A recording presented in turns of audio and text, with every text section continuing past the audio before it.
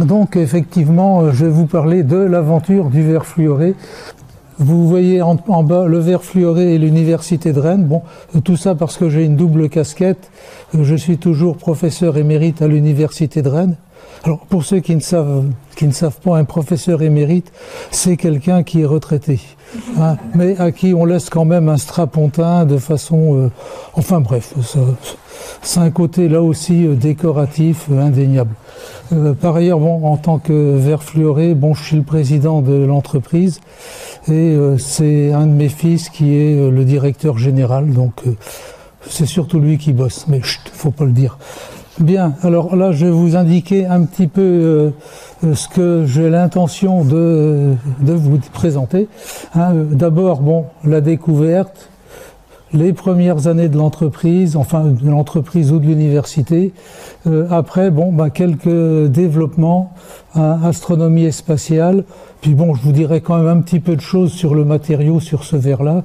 Et puis ensuite, ben, les perspectives, ce qu'on fait maintenant. Alors à droite, ben, vous avez la photo, ben, je dirais, de mon frère Michel. C'est donc lui qui a fait la première manip, et puis de moi. Alors ça, c'était à l'époque où on avait eu, disons, un prix Philippe Maurice. Bon, je le dis à voix basse parce que, bon, mes amis écologistes seraient sans doute horrifiés que des pollueurs comme Philippe Maurice puissent soutenir la science, mais à l'époque, ça nous avait bien aidé. Bien, alors donc, en gros, là, ici, un petit résumé rapide, hein, donc les quelques dates, hein, c'est-à-dire que, bon, ben, en 74, par accident, on trouve un matériau qu'on ne cherchait pas. Hein, donc c'est le verre fluoré. Alors ensuite, en 77, c'est-à-dire quand même assez rapidement après, on crée la société Le Verre Fluoré, qui va rapidement développer des fibres optiques. Alors ensuite, autre date marquante, c'est en 1986, suite à un appel d'offres de la NASA, on obtient le marché, enfin, c'est-à-dire qu'on réussit à faire ce dont la NASA avait besoin. Alors il faut dire qu'à ce moment-là, comme il y avait eu beaucoup de chercheurs, on apparaissait comme étant, je dirais, un petit peu à la traîne des autres laboratoires. Et finalement, là, ben, on s'est aperçu que, comme dans certaines courses, on a l'impression d'être derrière, et puis on se retourne, et puis on est devant. Donc, alors, par ailleurs, bon, 94, développement de premier appareil à base de fibre optique, c'est-à-dire un amplificateur optique. Bon, alors après, disons que je ne vais pas tout vous dire parce que c'est pas facile de résumer 40 ans d'activité avec des tas de choses. Mais enfin, on s'est bien marré quand même. Bien, alors parlons un petit peu, je dirais, de la découverte. Donc c'est une découverte tout à fait fortuite. Hein, disons que dans les années 70, le laboratoire dans lequel je travaillais, c'est le laboratoire de chimie minérale D, parce qu'il y avait eu un A, un B, un C. Donc on s'était spécialisé sur la chimie des fluorures. C'est d'ailleurs là-dessus que j'avais passé ma thèse. Donc on avait exploré des compositions de plus en plus complexes où on associait des fluorures de ceci avec fluorures de cela, et ensuite bon, on regardait à quoi ça ressemblait, la structure, enfin bon, des caractérisations. Et donc le 14 mars, hein, en ouvrant, je dirais, son tube scellé, ben, mon frère Michel, il aperçoit qu'il avait de très gros cristaux. Alors, inutile de vous dire qu'on était vachement contents. Quand on fait de la chimie du solide, on essaye de faire des cristaux pour faire de la cristallographie. Et en réalité, eh bien, c'est pas toujours facile d'avoir des cristaux. Et là, pour une fois, on en avait qui étaient énormes. Alors, on était contents. Et puis, quand on les a regardés de plus près, c'était pas des cristaux, c'était du verre. Bon, ben tant pis, la manip a raté. Je vous montre ici quand même la copie de la page du cahier de mon frère Michel. Alors évidemment, ça ne vous dit rien, mais ceci étant dit, bon, il met enfin ouvert le 11-7, enfin bref, 11-3-74, et puis ensuite, bon, donc à chaque fois, il indiquait il indiquait à chaque fois les composés qu'il prenait, les masses qu'il mettait, etc. Alors bon, on a conservé, je dirais, des dizaines de cahiers qu'il a pu faire. Maintenant, bon, c'est du verre, à quoi ça peut servir? Franchement... Est-ce que tu pourrais préciser oui. Comment tu as fait la différence entre un cristal et un verre? Ah oui, bien sûr. C'est-à-dire que un cristal, vous le passez au rayon X et puis il sort des raies qui sortent du fond continu et on peut faire des tas de calculs avec ça. Et quand on a fait beaucoup de calculs, on fait un article, etc. Et quand on fait beaucoup d'articles, on écrit une thèse. Tandis que là, un verre, au rayon X, il ne donne rien. Ah, flûte.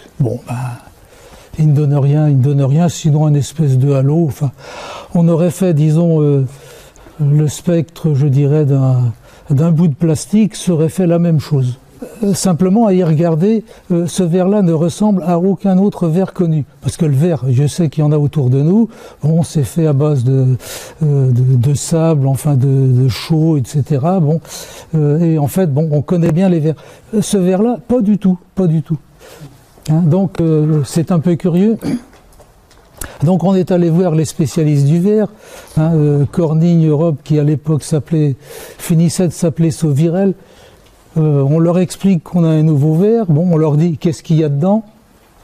Ils me répondent, mais attendez, ça ne peut pas donner de verre, ça. On est désolé, on ne le savait pas.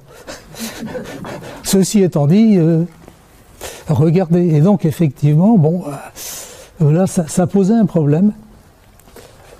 Un problème de connaissance. Il faut dire que nous-mêmes, à ce moment-là, on ne savait pas très bien ce qu'était un verre. On ne le savait pas, donc on a donc foncé sans trop se poser de questions. Et puis petit à petit, on a commencé à comprendre, à apprendre, etc. Alors on s'est dit quand même que ce verre-là devait, puisqu'il était différent des verres classiques, il devait quand même avoir des propriétés que les autres n'avaient pas. Donc, s'il a des propriétés différentes, il doit avoir des applications nouvelles. Il y a eu une thèse, on a déposé des brevets, on a cherché des partenaires industriels. On a trouvé des industriels qui nous écoutaient, je dirais, avec intérêt, mais ça restait là. Alors on avait deux pistes qui nous semblaient prometteuses, c'était la chimie du fluor et le nucléaire. Donc, et on était un petit peu impatients de développer ça, quoi. Alors, en même temps, je dirais dans les mêmes eaux, des mesures effectuées au CNET Lannion ont montré que ce verre-là avait une très grande transparence, ce qui était, je dirais, un petit peu inattendu. Mais je me souviens à l'époque, Michel Passaret dit oui, mais on arrive trop tard. Tant pis. Alors, par ailleurs, personne finalement n'est disposé à développer ce nouveau matériau. Alors, ceci étant dit, je le comprends très bien maintenant. Maintenant qu'on a un peu de recul industriel, il fallait vraiment être fou pour se lancer là-dedans. Fou ou inconscient. Nous, on avait un mélange des deux, donc c'est pour ça qu'on a continué. Oui, autrement, effectivement, on a fait des essais de fibrage et on a réussi à trouver la façon de fibrer. Donc on a pris un brevet à cette époque-là et un des auteurs du brevet, c'est un type, je ne sais pas si le nom vous dira peut-être quelque chose, Jean-Marie Aussonne. Donc effectivement, il a été associé sur ce brevet qui a dû être pris en 77, je crois. Et donc, il a fait partie un petit peu de l'aventure. Maintenant, les débuts du verre fluoré, les débuts de l'entreprise, je dois préciser que si j'ai pris la décision de créer une entreprise avec des soutiens et avec un collègue, c'est bien parce que je ne savais pas comment fonctionnait une entreprise.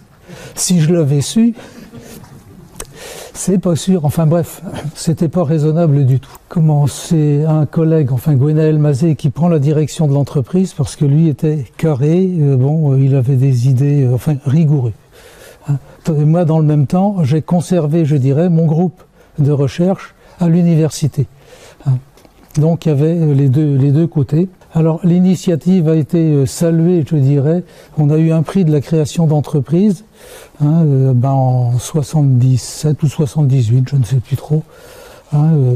Et en fait, il faut dire qu'à cette époque-là, c'était quand même très rare qu'une entreprise soit créée à partir, je dirais, de l'université ou de travaux universitaires. D'ailleurs, certains nous regardaient un petit peu en biais parce que finalement, mettre la recherche publique au service du grand capital, c'était quand même pas terrible. Enfin bon, donc ensuite à l'époque, on a obtenu la licence des brevets de l'ANVAR. L'ANVAR maintenant c'est OSEO, enfin bon. Et donc on a vraiment été bien soutenu par l'ANVAR. Et on s'est installé dans des locaux, disons, qui nous ont été, je dirais, loués par Averne-sur-Sèche, dans les locaux de l'ancienne raffinerie Elf. Et on a embauché 2 jeunes ingénieurs à ce moment-là. Et c'est à ce moment-là que les marchés qui étaient pressentis, c'est-à-dire le nucléaire et la résistance chimique, ils se sont évanouis.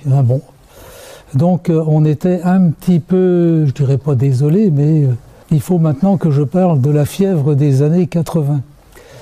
Parce que finalement, disons, dès 79, on a commencé à sentir un espèce de frémissement, et les Américains et les Japonais ont établi que ce verre-là avait un potentiel fantastique. A priori, avec ça, selon eux, il était possible de faire des liaisons de 1000 km sans répéteur. Or, à l'époque, les répéteurs, c'était quelque chose.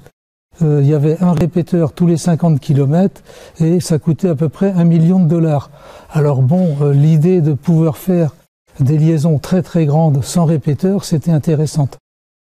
Par ailleurs, je dirais, les philanthropes de la Naval Research Laboratory étaient en train de bosser sur des systèmes de détection de sous-marins entièrement passifs. Et donc pour ça, il fallait avoir de très faibles pertes aussi. Enfin bon, il y a des tas de choses qui ont motivé.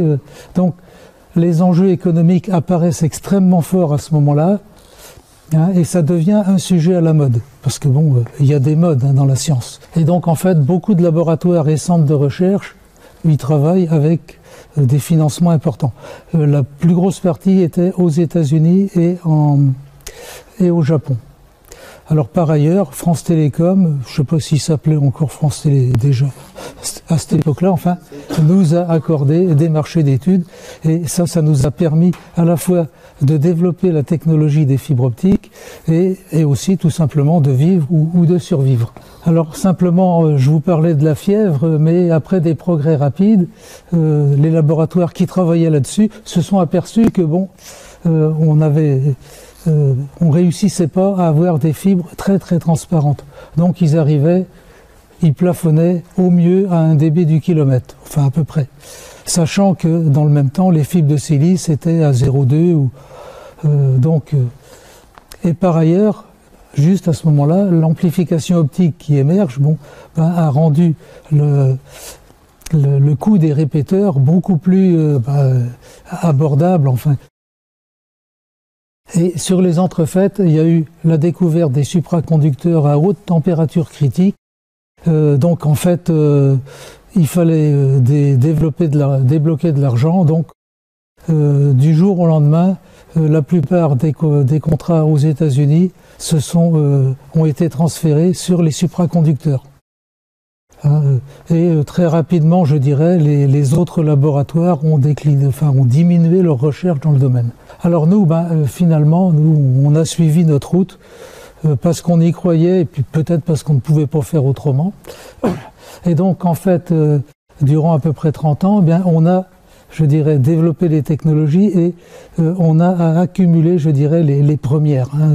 On a réalisé avec les verres fluorés à peu près tout ce qui avait été réalisé avec les fibres de silice. Enfin, j'entends en termes de géométrie, de fonctionnalité, enfin, etc. Et ce qui nous a permis, je dirais, d'avoir un haut niveau de performance, c'est la maîtrise chimique.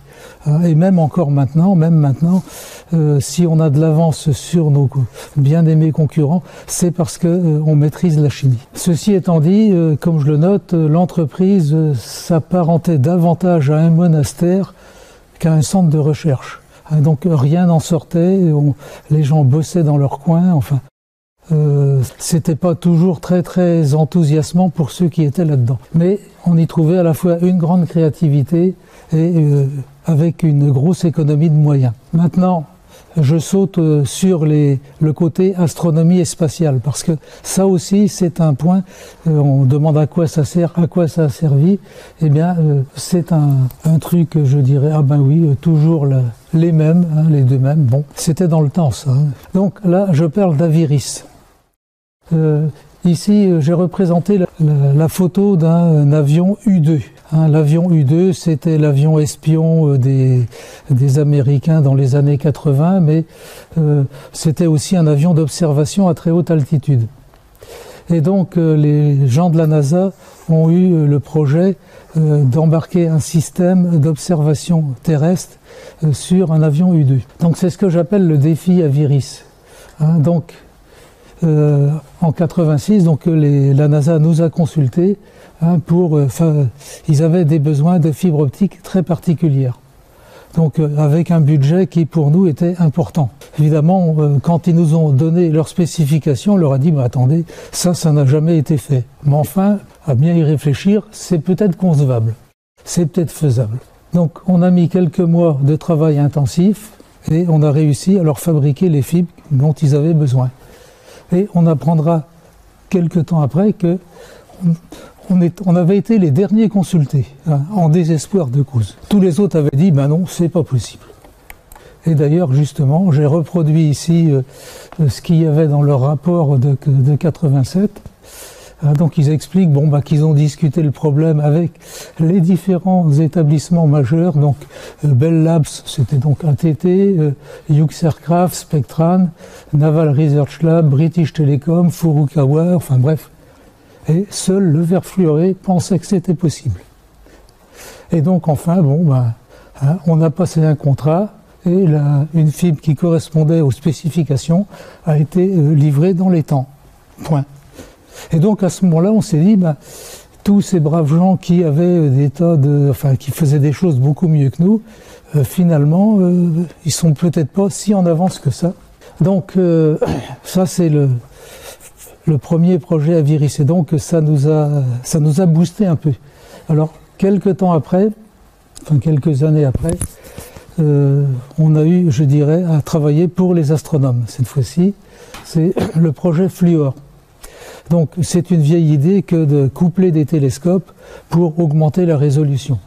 Donc évidemment, par exemple, deux télescopes d'1 mètre, vous les séparez de 20 mètres, c'est comme si vous aviez un télescope avec un miroir de 20 mètres. Maintenant, c'est quand même beaucoup plus facile de faire un télescope d'1 mètre que de faire un télescope de 20 mètres. Donc ça avait déjà été réalisé en radiofréquence, ça c'est du classique, mais par contre ça ne l'avait jamais été avec des ondes lumineuses. Alors, pour diverses raisons, ça devait être fait dans l'infrarouge moyen, donc aux alentours de 2 microns 5, et pour lesquels les fibres de silice n'étaient pas transparentes. Et donc le projet Fluor visait à réaliser une première qui était le couplage de 2 télescopes optiques. Et donc ça a été réalisé par des astronomes français, en fait c'était l'observatoire de Meudon, je crois. Et ensuite, ils ont réalisé ça aux États-Unis en 1990. Alors, je vous montre ici le principe. Vous voyez, donc on a ici, je dirais, 2 télescopes, 1 et 2, et ensuite derrière des liens fibrés avec des coupleurs, des contrôleurs de polarisation, des bidules et des choses. Mais à la fin, alors le principe consiste à focaliser l'image du point que vous voulez observer sur la fibre optique. Alors vous le faites sur les 2 télescopes et ensuite vous combinez la lumière et après c'est de l'exploitation, c'est du calcul. Donc en fait, après ça, ce projet-là a eu un certain succès et donc les astronomes ont eu l'idée de faire la même chose sur l'observatoire de Hawaï. Donc c'était le projet OANA. Là, on a fait des choses, on a eu à faire des liens de 300 mètres, des câbles. Bon. Alors après, après avoir livré ça, ça a été aussi au grand télescope européen au Chili. Et donc là, actuellement, récemment, disons qu'on a réalisé la partie fibrée optique pour le programme Gravity, qui est en train de se focaliser sur le trou noir de la galaxie. Alors vous allez me dire, un trou noir, il n'y a rien à voir. Eh bien, il paraît que si. Bon, donc en fait, ils veulent savoir si les prédictions ou les calculs d'Einstein sont les bons ou pas. Bon, alors, ils espèrent bien que s'ils réussissent à démontrer qu'il y a une faille, ça pourrait leur valoir le prix Nobel. Et bon, vous savez ce que c'est. Les scientifiques rêvent tous d'avoir le prix Nobel. Alors, par ailleurs, plus récemment encore, on a fait des réalisations pour le programme qui s'appelle Spirou. Alors ce programme-là est aussi établi sur des télescopes à Hawaï et il est dédié à faire des exoplanètes, à rechercher des exoplanètes. Alors là, je dirais la précision qui est atteinte par ces appareils-là est absolument fantastique. Et donc il y a déjà eu, je dirais, quelques résultats intéressants. Et en fait, il faut dire que il est intéressant pour des astronomes d'avoir deux appareils équivalents, mais qui soient opposés. Parce que Hawaï, on est dans le Pacifique, donc avoir quelque chose qui soit par exemple en Europe, ce serait bien. Eh bien, ils vont faire la même chose au pic du Midi en France, et c'est le programme SPIP. Alors vous noterez au passage que Spirou et SPIP, ça se réfère à une bande dessinée. Mais donc, comme quoi les astronomes ont aussi un certain sens de l'humour. Alors, je vous montre ici la photo, disons, du télescope d'Hawaï sur le pic Mauna Kea. Et donc, nous, le couplage était sur les observatoires, les télescopes Keck 1 et 2, ceux qui sont à votre droite. Alors, ils conservent toujours le fantasme de pouvoir faire ça, coupler tous les télescopes ensemble, mais là, ça fait des liens éventuellement de plusieurs kilomètres. Donc ce sera pour plus tard, peut-être. Alors il faut aussi que je vous parle de la mission, je dirais, ExoMars. La mission ExoMars qui a été pilotée par l'Agence spatiale européenne, elle avait pour objet l'étude de l'atmosphère de Mars. Donc il y a eu 2 missions. Et en fait, un des points qui était important, c'était un petit peu de voir si le bouclier thermique de la capsule était adapté à l'expérience. Alors bien sûr, il y a des calculs qui ont été faits, mais les astronomes n'étaient pas sûrs, je dirais, que ces calculs étaient exacts. Il fallait pouvoir les valider. Et pour les valider, il fallait faire des mesures de température de la capsule qui rentrait dans l'atmosphère de Mars. Donc, on a développé un capteur qui permettait la mesure du plasma de CO2. Et ça, là encore, comme ça se situe dans l'infrarouge et que les fibres de silice ne permettent pas d'atteindre ce domaine spectral, il fallait que ce soit en verre fluoré. Alors, je vous détaille ça un petit peu. Ici, vous avez une photo de la sonde, le principe, et par ailleurs, le schéma un peu de la capsule, telle qu'elle est. Elle est là-dedans. Donc, en fait, la plage de température était entre 100 et 1200 degrés, avec une précision de mesure mieux que le degré. Alors, on a fait des calibrations au CELAR, maintenant c'est des GAMI, quelque chose comme ça, bref. Donc maintenant, je vais parler un petit peu du matériau et de la technique. J'aurais peut-être dû le faire avant, mais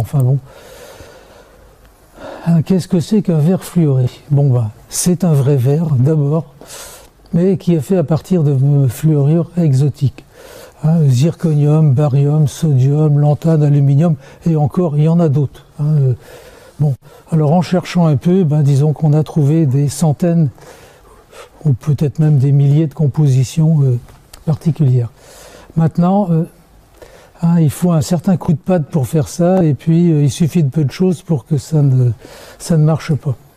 Et donc, c'est mon frère Michel qui, lui, était, je dirais, plus orienté sur la préparation des verres. Donc, globalement, je peux dire que pendant 25 ans, il a fait tous les jours 4, 5 manips, quelquefois plus. Donc autant dire qu'on a une bibliothèque de composition qui est absolument phénoménale. Bon, on en a publié quelques-unes, mais bon, il y a encore beaucoup de réserves. Donc, comment est-ce qu'on fabrique un verre fluoré? Alors, ben, en fait, vous avez 3 étapes: fusion, affinage, coulé et recuit. C'est-à-dire que vous prenez votre tambouille, vos poudres, vous les chauffez jusqu'à ce que ça fonde. Alors le mélange n'est pas toujours très reluisant, donc après on va l'affiner, et quand on a un liquide qui est bien clair, on le coule, hein, donc il va se solidifier, et alors ensuite on le recuit, parce que si on ne le recuit pas, il y a des tensions et puis il risque de casser. Alors il y a des problèmes spécifiques, c'est que ce verre-là, un verre normal, je dirais, quand vous le chauffez, il a une fusion un petit peu épaisse ou pâteuse. Là, quand on le chauffe et quand il fond, ben c'est de la flotte. Donc il a une très faible viscosité. Donc il y a des choses volatiles qui peuvent foutre le camp. Et puis surtout, il peut avoir tendance à dévitrifier. C'est-à-dire qu'il va cristalliser. Alors vous allez me dire, ça tombe bien, à l'époque on voulait faire des cristaux. Ben justement là, on ne veut plus. Donc il faut trouver le moyen de... Et puis également l'hydrolyse, c'est-à-dire que bon, la vapeur, enfin l'eau constitue un problème, un constant. Donc, comme je dis, l'action de l'eau est critique. Hein, donc en fait, il y a eu pas mal de boulot de fait là-dessus, en particulier le procédé dit d'atmosphère réactive. Ça, c'était surtout nos collègues américains. Ça nous a bien aidé parce que ça marche pas. Donc moi, j'avais développé le procédé au bifluorure d'ammonium. Hein, et finalement, ce qui apparaît, c'est qu'il faut surtout procéder dans une atmosphère extrêmement sèche. Hein, beaucoup plus sèche que ce qu'on peut imaginer. Ah oui, je vous montre ici un truc. Ça, c'est comme ça qu'on faisait les verres au laboratoire. Alors je ne sais pas si vous voyez clairement, mais il y a un bec de gaz qu'on appelle un bec maker. Hein. Au-dessus, vous avez un tube qui est un tube de platine que vous chauffez au rouge jusqu'à ce que tout soit bien, disons, bien fondu, bien mélangé. Hein. Et puis, alors en général d'ailleurs, bon, on regarde à un moment donné, on voit le fondu creuset, c'est bien bon, on peut couler. Alors bon, ça c'était méthode, je dirais, artisanale. Ça équivaut à combien de degrés? Globalement, je vous dirais là à peu près 800-900 degrés. Si on va au-dessus, bon, il se volatilise. Non, alors, il ne faut pas le toucher avec les mains non plus à ce moment-là. Alors, propriété générale, bon, ils ont des verres, ils se travaillent à basse température. Donc, ils ont une température de fusion assez faible. Alors, disons, globalement, on va dire 600-700 degrés, avec une température de ramollissement, on appelle ça TG, qui est compris entre 250 et 350 degrés. C'est moins élevé que le verre à vitre, qui lui est aux alentours de 500-600 degrés. C'est beaucoup moins élevé que la silice, qui est aux alentours de 1200 degrés. Alors, c'est un verre qui a tendance à se dilater beaucoup, enfin beaucoup, pas mal, beaucoup plus que la silice. C'est stable, une fois qu'il est fait, il est stable en atmosphère, même en atmosphère humide, mais si on le met dans une solution d'eau, en général, il n'aime pas. Hein, l'indice de réfraction est voisin de 1,5, ce qui est un indice moyen, hein, c'est un peu comme le verre à vitre. Et par contre, c'est transparent depuis l'ultraviolet jusqu'à l'infrarouge. Et ça de façon continue. Donc c'est une très grande bande de transparence. Alors comment est-ce qu'on fabrique les fibres? Vous voyez, pour faire une fibre, vous avez 2 verres. Un verre qu'on appelle le verre de cœur, qui sera au centre de la fibre optique, et par ailleurs un verre de gaine qui sera à l'extérieur. Donc à chaque fois, on va prendre des poudres, on va les fondre, aussi bien pour le cœur que pour la gaine, et ensuite on va élaborer une préforme Alors comment est-ce qu'on fait? De façon basique, eh bien, on va couler le verre de cœur à l'intérieur d'un tube qui est constitué du verre de gaine. Hein?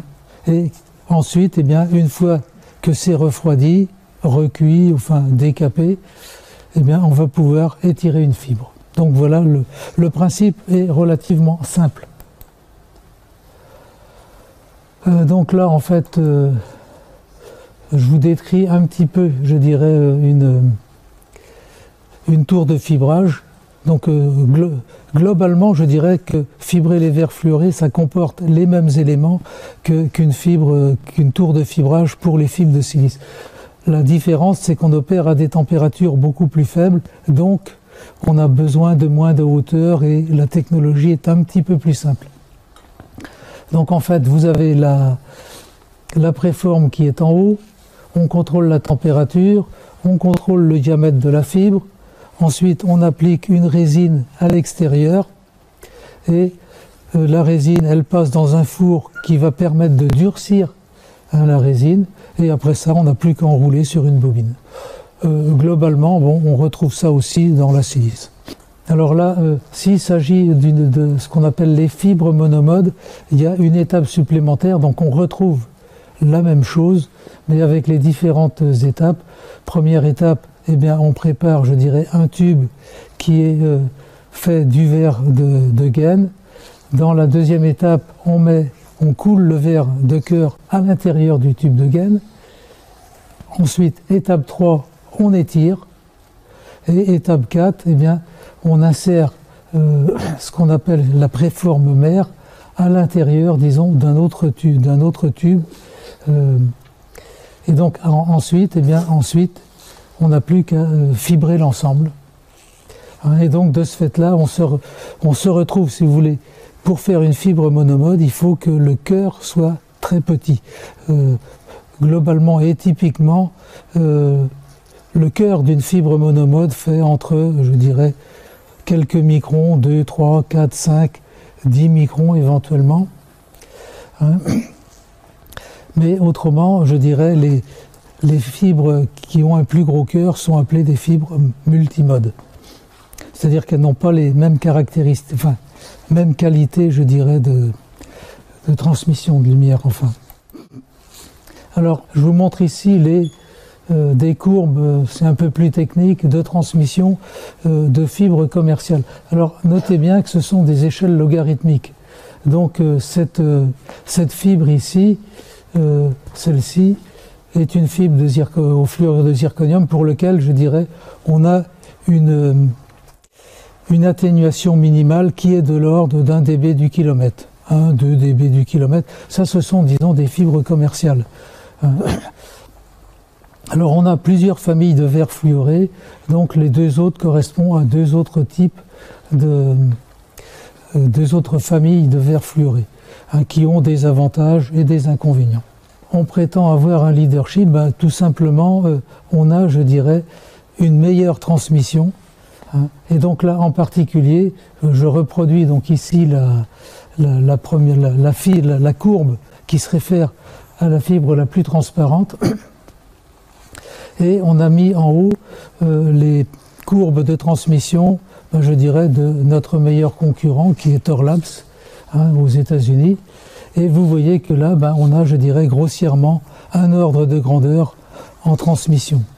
Donc, alors, il y a des cas où ça n'est pas important. Si vous voulez faire des câbles ou des transmissions sur quelques mètres, ça n'est pas trop gênant. Si vous voulez faire des mesures ou des utilisations sur des dizaines de mètres, là, ça peut être plus gênant.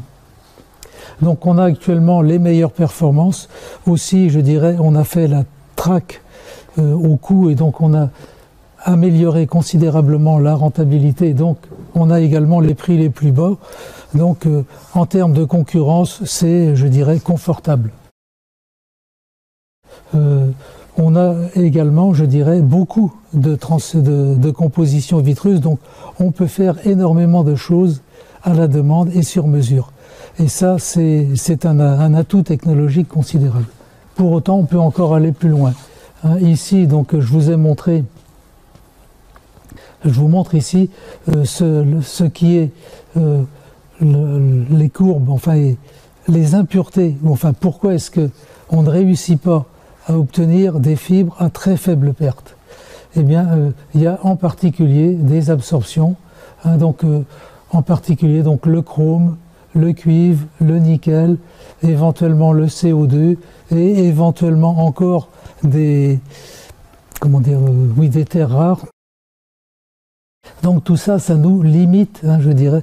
Mais à chaque fois, je dirais, c'est des problèmes à la fois de chimie et on sait à peu près comment les aborder. Hein, donc il y a encore, je dirais, des marges d'amélioration. Donc maintenant, oui, on peut dire que le meilleur reste à venir. Hein. Donc en particulier, on travaille beaucoup sur les lasers fibrés. Alors les lasers fibrés, c'est des choses qui ont vraiment le vent en poupe. Donc en particulier, ça détrône progressivement, je dirais, les vieux lasers à cristaux. Alors en particulier, si on prend le laser, les fibres laser à l'ytterbium, elles obtiennent, disons, permettent de générer des puissances très très importantes en dizaines de kilowatts. Mais tout ça, je dirais, c'est basé sur la silice. Et donc, on peut aller jusqu'à 2 microns, mais au-delà, ça ne marche plus. Et donc, en fait, il y a tout un marché potentiel de laser au-delà de 2 microns. Et donc ça, c'est quelque chose qui suscite beaucoup d'intérêt. Autre intérêt réel, ce sont des lasers fibrés de haute puissance, qui combinent à la fois la haute puissance et la qualité du faisceau. C'est ce qu'on appelle là encore des faisceaux monomodes. Et donc rouge, vert, bleu, jaune. Hein, apparemment, c'est quelque chose qui n'est pas disponible sur le marché et pour lequel il y a une demande. Par ailleurs, je vous parlerai aussi des lasers supercontinus infrarouges. Ça aussi, c'est un truc qui a vraiment, qui suscite un grand intérêt. Et finalement aussi, l'incroyable projet de fabrication de fibres en verre fluoré dans la station spatiale orbitale. Eh bien là, on va faire un petit inventaire. Donc, il faut quand même préciser quelle est la stratégie du verre fluoré. Bon, ce qu'on vise, nous, c'est toujours être les premiers sur le marché mondial. Alors, c'est déjà acquis en ce qui concerne les fibres, mais les fibres, ça ne sera jamais un business très très lucratif. Par contre, les composants, les systèmes, oui. Alors comment est-ce qu'on peut faire ça? Eh bien, on a mis en place des partenariats avec des gens qui ont les compétences complémentaires pour nous. Donc, dans le cas des sources laser supercontinues, eh bien, on est en partenariat avec une entreprise française de Limoges qui est, disons, le numéro 2 mondial sur les sources supercontinues, mais en silice. Et là, avec nous, ils vont être les numéros 1 mondial sur les sources supercontinues infrarouges. Ça, on est tout à fait serein là-dessus. Par ailleurs, les lasers fibrés infrarouges. Là aussi, on a un partenariat. Alors, on a créé une entreprise commune avec nos partenaires canadiens, et on commercialise actuellement un laser de 10 watts à 2 microns 9, enfin disons 3 microns, pour des applications médicales. Et donc là, ça ne se vend pas encore comme des petits pains, mais on a, disons, de bonnes demandes. Alors par ailleurs, pour ce qui concerne les lasers fibrés visibles, eh bien là, on est en train d'établir, on établit un partenariat avec une boîte de Lannion, Oxius, qui sont déjà bien implantés sur les lasers, je dirais, visibles, mais surtout des lasers à semi-conducteurs. Et donc là, le fait d'arriver, je dirais, avec des lasers de haute puissance dans le visible, c'est quelque chose qui les motive énormément. Par ailleurs, également, la spectroscopie et le contrôle industriel. Donc là, on est en partenariat avec une boîte qui s'appelle Topnir, qui est un de nos clients d'ailleurs, et qui a développé des choses assez remarquables dans le domaine de l'analyse spectroscopique dans l'industrie pétrolière. Ils prennent, je dirais, un pétrole brut ou un distillat, etc. Et par la signature infrarouge, ils sont capables de donner toutes ces caractéristiques physiques. Alors évidemment, on déploie beaucoup d'efforts de recherche et développement, mais bon, on a affaire à des gens passionnés et puis qui ont accumulé des dizaines d'années d'expérience. Et par ailleurs, on établit des collaborations avec les meilleurs groupes, à l'échelle mondiale évidemment. Donc en particulier l'Université Laval à Québec, l'Université Macquarie en Australie, le Max Planck Institute à Erlangen, l'Université de Stanford, enfin etc. Donc on ne peut pas tout faire, donc il faut travailler avec des gens, enfin de préférence les meilleurs. Alors maintenant, un petit mot sur les sources supercontinues. Donc je vous indique, un laser classique, il émet une seule couleur, une seule longueur d'onde. Bon. Par exemple, du rouge, 633 nanomètres pour l'hélium néon, enfin, etc. Bon, par contre, un laser supercontinu, lui, il émet dans un très grand domaine de longueur d'onde. Autrement dit, je dirais, c'est dans le visible, on parle de lumière blanche. Là, c'est l'équivalent, mais dans un domaine spectral différent encore. Donc, globalement, oui. Donc, comment est-ce qu'on réalise ça? C'est basé sur de l'optique non linéaire. Globalement, je dirais que c'est bestial. Vous envoyez dans une fibre des impulsions laser extrêmement énergétiques, et puis ensuite, ça se génère tout seul, et à la sortie, vous sortez le rayonnement supercontinu. Donc en fait, c'est plus facile à réaliser qu'un laser. Mais bon, alors bon, il y a évidemment des petites choses à ajuster. Donc en fait, la première source supercontinue obtenue avec des verres fluorés, elle a été avec nos fibres en collaboration avec l'Université du Michigan. Bon. Et donc on a, je dirais, oui, le premier supercontinu à 4 microns, non, j'ai dit 2008, en fait c'est 2010. Mais enfin bon, ça fait pas une grosse différence. Donc c'était un premier truc qui était issu, je dirais, des travaux qui avaient été faits avec l'Université du Michigan.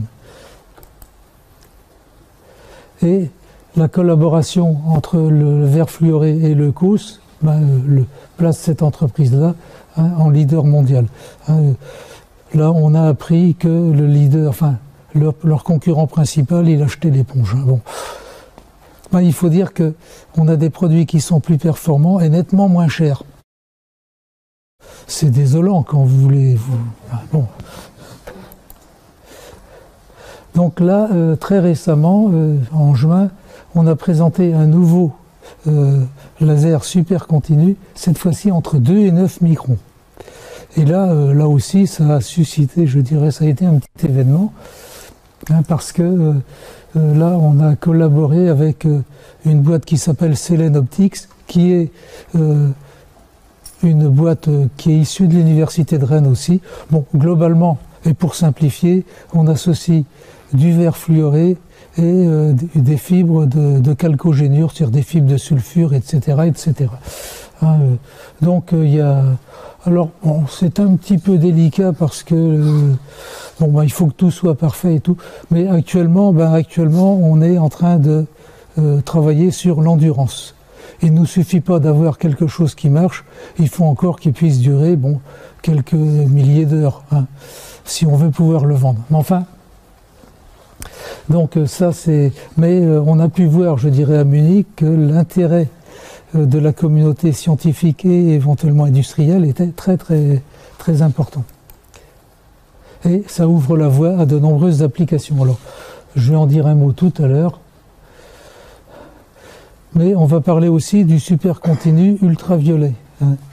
Là aussi, les chercheurs de Max Planck, ils ont observé, ils ont mis en évidence un supercontinu ultraviolet. Alors, l'ironie de l'histoire, c'est que c'était pas du tout ce qu'ils cherchaient à faire. Ils voulaient faire un supercontinu infrarouge. Mais bon, Et donc, bon, donc on a su que c'était possible. Hein.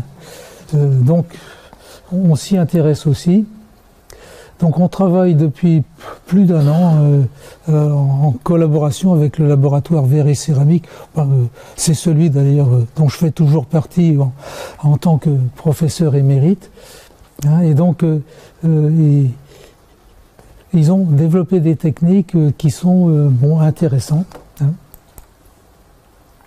Et donc, très récemment, alors quand je dis très récemment, c'était la semaine dernière, on a obtenu un supercontinu à plus courte longueur d'onde. Hein. On n'est pas encore dans l'UV, mais on arrive dans le visible. Hein. On a un supercontinu qui va jusque dans le visible. Donc évidemment, on est, je dirais, très intéressé, très impatient d'aller plus loin, mais bon, il y a encore du boulot. Mais bon, on est sur la bonne voie.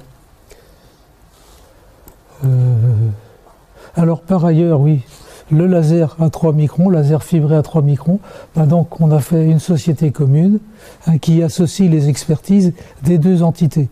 Nous, on sait faire de très bonnes fibres, on sait détecter les défauts, on sait éventuellement faire des end-caps, c'est-à-dire mettre des embouts aux fibres. Eux savent très bien faire des connexions entre le verre fluoré et la silice, ce qui n'était pas gagné du tout d'avance. Et ils savent également inscrire des réseaux photo-inscrits, c'est-à-dire ce qu'on appelle des réseaux de Bragg. Enfin, c'est une technique qui est... les réseaux de Bragg pour les fibres laser, pour les lasers fibrés, c'est incontournable. Alors cette société s'appelle Lumiar, bref.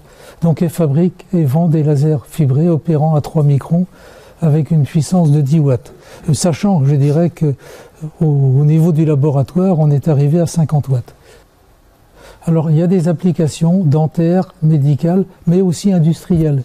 C'est-à-dire que ce laser à 2 microns 9, permet de découper des verres très fins. Par exemple, les verres des smartphones ou des tablettes. Alors, on a bossé pendant quelque temps avec une boîte japonaise là-dessus. Leur souci, c'est très simple. Ils disent, oui, ça marche bien, mais avec 10 watts, 20 watts, c'est un peu trop lent. Mais revenez avec un laser 200 watts, et là, du coup, on vous en achète des tas. Alors bon, on peut aussi non seulement découper du verre, mais également des films plastiques. Donc là aussi, c'est des choses qui sont intéressantes. Alors oui, ce laser, à 3 microns, on l'a présenté à Munich, mais en fait, on en a déjà vendu, avant même que la société ne soit constituée. Donc là, en fait, ici, on introduit une technologie innovante pour fabriquer des lasers fibrés, visibles, puissants, donc de plusieurs watts et monomode. Et en fait, là encore, je dirais que c'est un peu comme pour le supercontinu, c'est relativement bête. C'est-à-dire que maintenant, il y a des tas de diodes bleues qui existent sur le marché, des diodes de plus en plus puissantes. Eh bien, si vous injectez de la lumière bleue dans une fibre de verre fluoré, ça sort du visible. Alors, évidemment, il faut peut-être, je dirais, ajuster un certain nombre de paramètres spectroscopiques, etc. Bon, il y a des petits bidules à ajuster, vous vous en doutez bien, mais finalement, c'est basiquement simple. Et donc, si c'est simple, c'est robuste et ça coûte pas cher. Bon, ça veut pas dire que ça va pas être vendu cher, c'est une autre affaire. Mais bon, ça permet, disons, d'avoir des marges confortables. Comme ces lasers-là n'existent pas sur le marché, il y a une demande qui est assez forte. Alors donc on travaille avec Oxius, comme je vous l'ai dit tout à l'heure. Alors oui, autre truc, il y a des chercheurs de la NASA qui ont établi que quand on chauffe un verre fluoré en microgravité, il ne cristallise pas. Bon, ils l'ont dit, ils l'ont écrit, ils l'ont publié.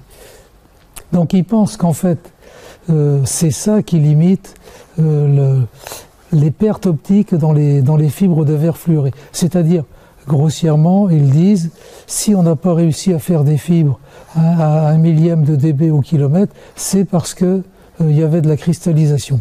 Eh bien, faisons ça dans l'espace, dans la station spatiale orbitale, et on aura les fibres super transparentes. Donc 10 à 100 fois mieux que la silice, qui n'est quand même pas mal la silice. Hein, bon. Alors bon, plusieurs sociétés ont été constituées, enfin, hein, dans ce but. Donc je cite Made in Space, Flawless Photonics, enfin FOMS, Physical Optical Corporation, etc., etc. Et donc il y a déjà eu plusieurs préformes de verre fluoré qui ont été étirées dans la station spatiale orbitale. Donc en fait, si vous voulez, le projet, bon bah disons, c'est pas seulement du papier, c'est commencé. Donc nous, on est associés à ces travaux-là. Donc le sujet est pris au sérieux, donc et mobilise des fonds importants. Alors en Europe, du fait que les Américains ont mis ça en route, ils se sont dit, ah mais il faudrait peut-être qu'on s'y intéresse aussi. Donc on a vu les gens d'Airbus et puis aussi l'agence spatiale européenne. Donc ils manifestent de l'intérêt. Bon, bah, s'ils s'y intéressent, pourquoi pas. Donc en fait, c'est basé sur le fait que les défauts, ce sont les défauts liés à la cristallisation qui limitent la transmission optique. Bon, ça c'est un postulat. Ben, j'en dirai rien par charité chrétienne. Mais nous, là, on intervient à la fois comme partenaire et également comme fournisseur de préformes. Donc, je dirais que c'est bien de rester dans le coup. Hein, et on verra bien. Maintenant, reconnaissons que l'impact médiatique peut être important, parce qu'en cas de succès d'une manière ou d'une autre, il s'agirait de la première utilisation industrielle de l'espace. Et ça, bon, inutile de vous dire que aussi bien la NASA que l'Agence spatiale européenne, ils sont très très demandeurs parce que on leur pose toujours, ben c'est bien beau vos trucs, à quoi ça sert? C'est très important. Bon, donc voilà les choses. Est-ce qu'il y a des applications à l'appel, comme je dis? Ben, en particulier, les applications spectroscopiques en infrarouge moyen, c'est appelé, vu de mon point de vue, à révolutionner le contrôle industriel et spécialement l'agroalimentaire, la santé, l'environnement, la défense. Ça fait quand même pas mal de monde. Ça permet des mesures sans contact qui sont rapides et non destructrices. Et leur déploiement, si vous voulez, de ces analyses spectroscopiques, c'est rendu possible par les nouvelles sources supercontinues.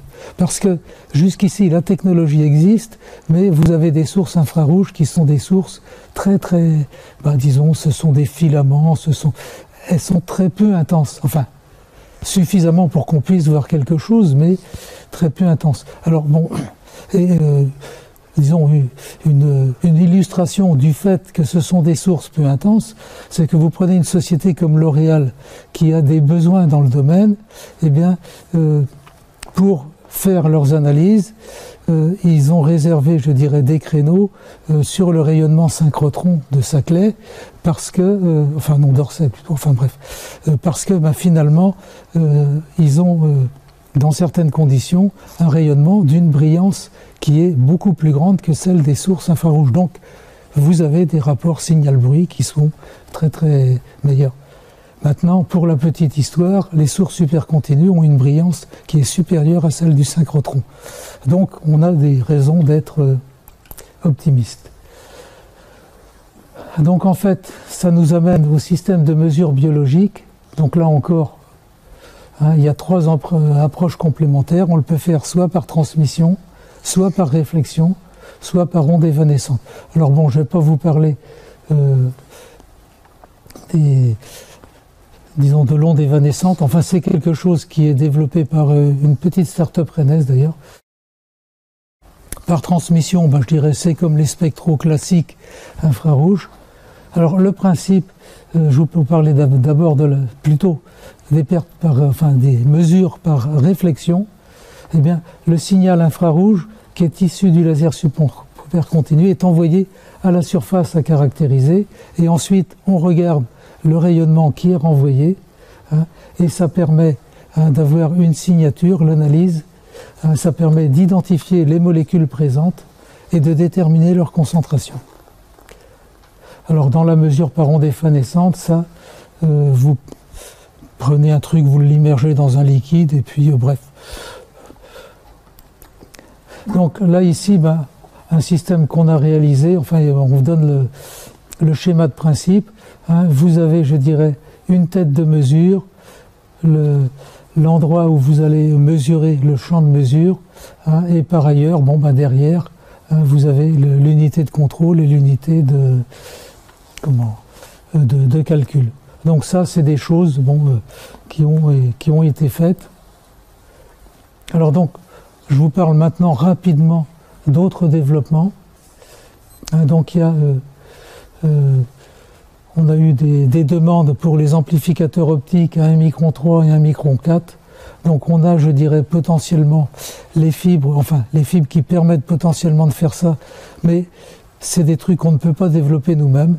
Parce que on n'a pas le métier, et puis je dirais il y a des tas de spécifications que seuls les opérateurs connaissent. Également les mesures de température à distance. On avait développé ça dans les très anciens temps, on pourra y revenir. Également le refroidissement par laser. Hein, donc ça intéresse les chercheurs qui veulent se rapprocher du zéro absolu. Donc, mais il y a eu des résultats intéressants d'obtenus dès cette année, enfin à l'université de Stanford, et donc avec les fibres qu'on leur fournit. Alors autrement, un autre truc aussi sur lequel je vais venir rapidement, c'est la mesure d'épaisseur de peinture. Donc on a un système qui a été développé et réalisé. C'est un système qui vous permet justement par réflexion dans l'infrarouge de mesurer la couche d'épaisseur de peinture qui va être déposée sur une tôle. Donc le système d'ailleurs a été adapté, si vous voulez, en atmosphère explosive. Donc le système est toujours en utilisation. Il a un avantage, c'est qu'il permet de faire des mesures en ligne, et par ailleurs également il permet, disons par une mesure sur la peinture humide, de connaître l'épaisseur finale quand ce sera passé au four. Donc on a toujours ça dans nos cartons. Donc conclusion, oui, j'y arrive quand même. Donc on a fait un nombre énorme de compositions de verre fluoré. Ça a été une aventure scientifique, industrielle fascinante, et je dois dire, par moments agaçante, mais par moments aussi, qu'est-ce qu'on s'est fendu la gueule, hein, franchement, Ah oui, donc on a développé des technologies particulières qui sont applicables à d'autres verres spéciaux. Les applications sont basées surtout sur des fibres, mais ça déborde largement ce cadre-là, en particulier, je dirais, les lasers, etc. Et donc nous assistons à l'émergence de nouvelles technologies basées sur l'infrarouge moyen. Donc voilà. Donc je vous remercie pour votre attention. Également, je dois remercier Armor Science d'avoir eu la gentillesse de m'inviter. Donc je dirais que de telles organisations, on en redemande.